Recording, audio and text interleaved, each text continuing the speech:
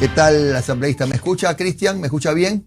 Sí, le escucho muy bien, mi estimado Jimmy. Un saludo y Muy un amable. abrazo a todos los guayaquileños, a todos los ecuatorianos y ecuatorianas. Muchas gracias. Estamos con usted, Gustavo Espinosa y Jimmy Jairala, para consultarle, Cristian, usted ya como asambleísta independiente revisó la ley de solidaridad que, si no me equivoco, hoy tienen que discutirla en primer debate, ¿no? ¿Cuál va a ser su posición en este tema? Usted como asambleísta independiente entró por varios partidos, pero es difícil mantenerse en una línea partidista, porque son como cuatro, ¿no? Pero como asambleísta independiente y pensando en su provincia, ¿qué va a hacer?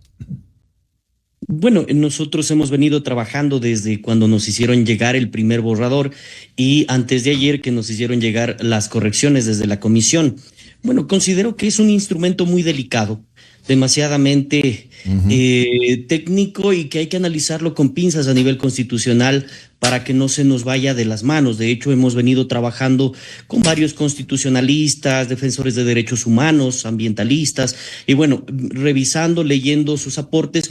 Hemos presentado aportes por escrito, lo he hecho hasta ayer en la noche nuevamente, lo hicimos en primera instancia en el primer borrador, pero pues, ¿cuál es nuestra posición? Crítica de inicio, porque creo que las leyes, si bien es cierto, no están mal en materia de seguridad. De hecho, hay un mandato constitucional, perdón, de una asamblea constituyente en el que todos los ecuatorianos pedimos respirar paz. Evidentemente, no me voy a oponer a la seguridad, pero creo que Ya. leyes estamos llenos. Hay desde el 2021 cerca de 17 leyes en materia de seguridad, 15 de ellas enviadas por el Ejecutivo y ni siquiera se han reglamentado. Entonces, no Ujú. está solamente en emitir normativa, sino más bien en ver qué políticas, qué acciones se puede tomar desde el Ejecutivo para realmente combatir, en este caso puntual, la economía criminal, de la cual muy poco se ve. Se habla Ujú. de cómo combatir al delincuente que está dentro de los grupos de crimen organizado, pero no se habla, por ejemplo, de la ruta del oro, en el Ujú. caso de la minería ilegal. No se habla de las fronteras. Yo soy un asambleísta de frontera y les he escuchado a ustedes. No se habla casi nada de las fronteras, por donde permea realmente una problemática permanente de dinero ilícito. Mucho de ellos, de ese dinero llega a financiar a gente que quiere vivir dentro de la formalidad. Me refiero a gente que una vez que el Estado le ha golpeado con la puerta en la cara a través de créditos a los cuales no puede acceder por la vía lícita, termina sacando préstamos que sí los dan los delincuentes, que evidentemente pues sin garantes y a mínimos de interés pues suelen entregar dinero a la gente que requiere para sacar un proyecto productivo Claro. lícito adelante. Entonces creo que, y mi posición el día de hoy será la que estoy manifestando ahora. Primero, de que hay que orientar política social, política cultural, política económica, por sobre todas las cosas, para que combatamos realmente el problema desde su raíz. El problema que tiene el Ecuador es la pobreza. El problema que tiene el Ecuador de manera puntual es los miles de jóvenes que cuando salen de una universidad no tienen dónde ir a trabajar de una manera lícita. Los niños, más de 44,000 en este año que no han accedido o que han desertado del sistema educativo, o las más de 2 millones de ecuatorianos que viven con menos de $1.60 al Ujú. día. Entonces yo creo que hay que combatir el problema de raíz, y si se quiere realmente limpiar la economía criminal, hay que golpear sus cuentas, los paraísos fiscales, hay que combatir lo que sucede en los puertos, en los aeropuertos. Hay que fortalecer la UAFE, por ejemplo, Ujú. o a la Fiscalía en el sentido de la unidad de delito de lavado de activos, de las cuales son muy débiles y realmente no abastecen con todo lo que se necesita del Estado para combatir estos movimientos económicos, financieros, los cuales desde mi punto de vista y como aporte no deben Ujú. tener sigilo bancario. Es decir, Ujú. necesitamos realmente no caerle a la persona con el allanamiento, porque en Ujú. el allanamiento cae seguramente el más débil de la cadena. Debemos golpearle a la economía criminal, al que compra la maquinaria para la minería, Ujú. al que Ujú. compra los vehículos de lujo o las obras de arte. Debemos realmente golpearle al que tiene el dinero que viene de la economía criminal. Y Claro, gran bueno, parte de ello está en la minería ilegal, y de eso muy poco claro. se habla. Claro, tiene usted razón, asambleísta. Entonces, usted sí va a hacer algunas sugerencias, algunos aportes para enriquecer eso es lo importante. Tiene razón en su voz de protesta, pero también va a hacer aportes que son posibles para analizar luego en el segundo debate, ¿cierto? ¿Eso es? Sí, eso es lo que voy a hacer. Lo he manifestado, se los he dicho a los señores ministros.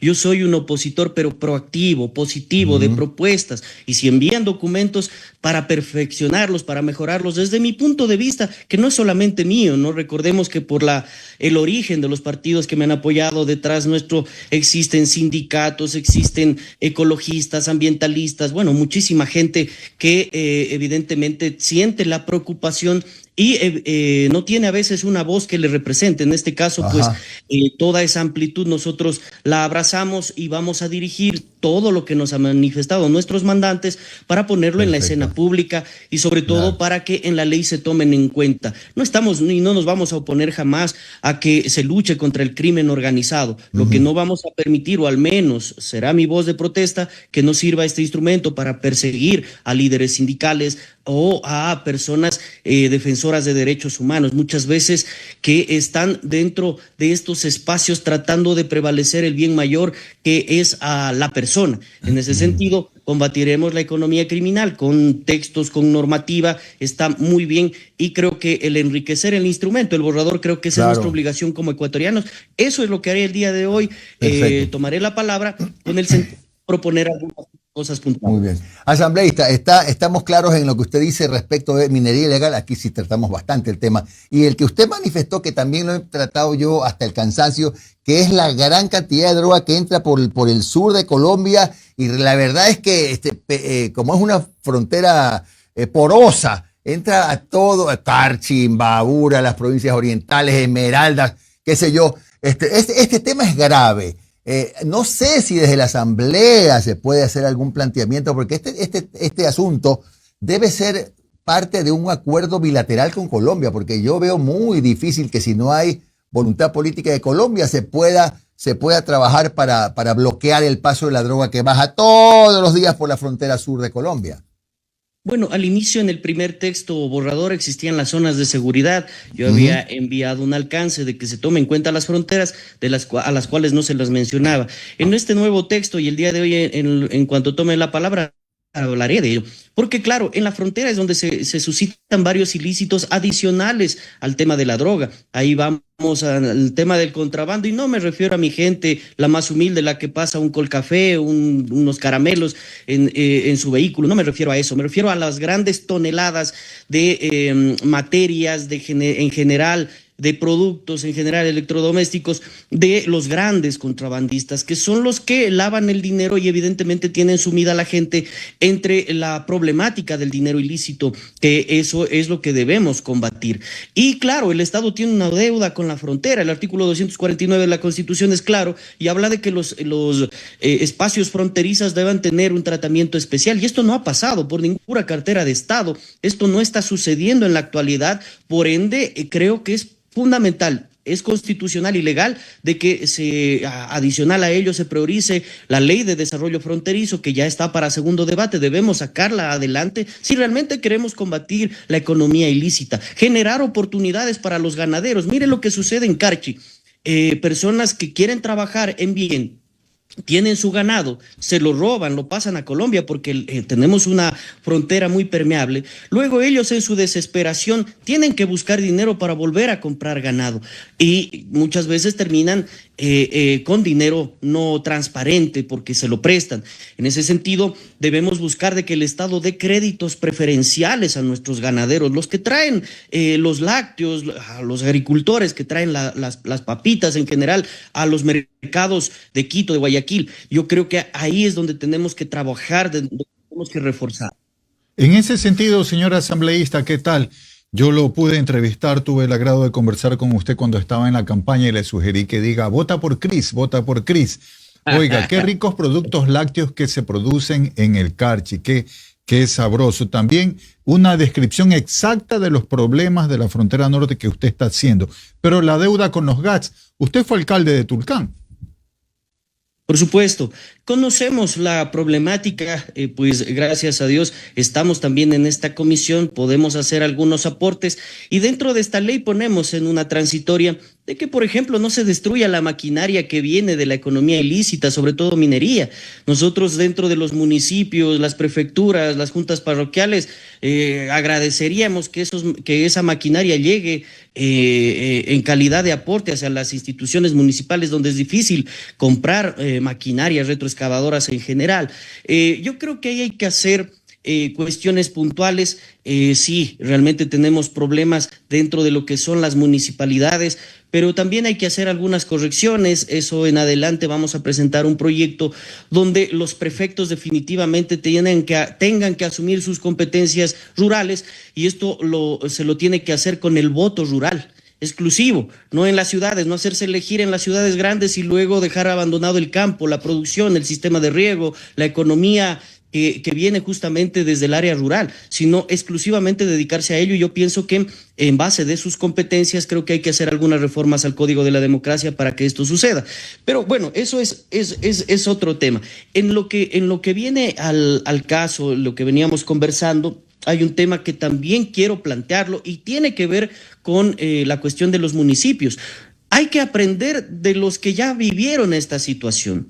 Me refiero a la Comisión de la Verdad en Colombia, me refiero al alcalde, a las autoridades en Medellín. ¿Cómo limpiaron los barrios realmente peligrosos a través del turismo, a través de el arte, de la cultura? ¿Cómo sacaron a estas personas de la economía criminal, de los grupos organizados criminales? Creo que hay que aprender de ellos y eso realmente es un tema que en la normativa muy poco se lo expresa. Más bien se habla de que sea el empresario el que tenga la posibilidad de tener hablemos así, una policía a la carta. Porque imagínese usted, si usted es dueño de una enorme corporación y hace inversiones de hasta el 30%, entiendo, de su impuesto a la renta para beneficio de la Policía Nacional en su barrio, en su comunidad, seguramente se generará cierta conexidad, cierta gratitud por parte de la entidad que está siendo beneficiaria económicamente de los impuestos de otro. Me refiero